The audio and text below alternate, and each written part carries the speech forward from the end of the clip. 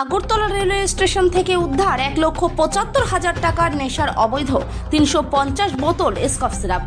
আবারও গোপন খবরের ভিত্তিতে আগরতলা রেলওয়ে স্টেশনে জিআরপি এবং আগরতলা রেল পুলিশ যৌথ অভিযান চালিয়ে নেশার অবৈধ 350 বোতল স্কফ সিরাপ উদ্ধার করে।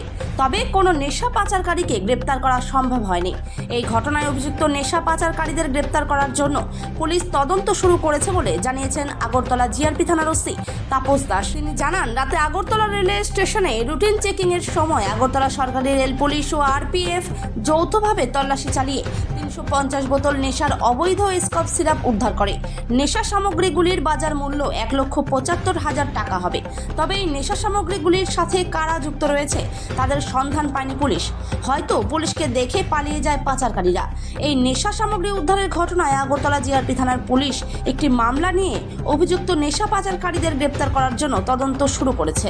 গতকালকে আরপিএফ এবং জিআরপি মিলে আমাদের আগরতলা রেল স্টেশনে রুটিন চেক আপ হয়, যেটা প্রত্যেক দূরপাল্লার যখন ট্রেন আসে তখন আমরা করে থাকি। তো সেম কালকেও সেম সন্ধ্যার সময় শিয়ালদহ ট্রেন এসেছিলো, তারপরে আমরা একটা জয়েন্টলি রেড করি আমাদের আগরতলা রেল স্টেশনে।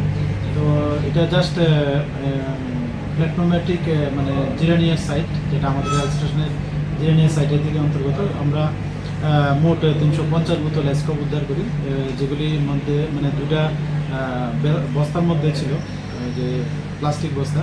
তো যদিও ওই সময় এটার কোনো মালিকানা পাওয়া যায়নি, তো আমরা যথারীতি এটা মানে আনক্লেম হিসাবে সিজ করি এবং একটা আমাদের আগরতলা জিআরপি থানাতে একটা ইনকোয়ারি স্টার্ট করি যে এটার ওনার কে হতে পারে, এবং আমরা এটা দেখছি এবং যদি ওনার এস্টাবলিশড হয় আমরা অবশ্যই ওনাদের এগেনস্টে মানে আইনত পদক্ষেপ নেব।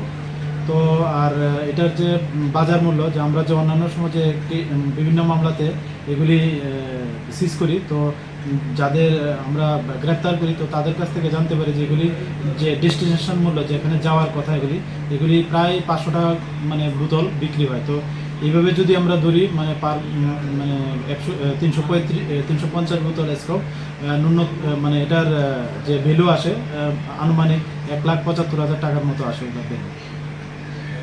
এমনি সিসিটিভি ক্যামেরার কি ফুটেজ কোন চেক করা হয়েছে? হ্যাঁ, এগুলি দেখা হচ্ছে। যদিও ওই যে জায়গাতে পাওয়া গেছে ওইখানে সিসি ক্যামেরা কভার করে না, আমরা কালকেই দেখেছি। তো আমরা অন্যান্য ক্যামেরাও চেক করছি।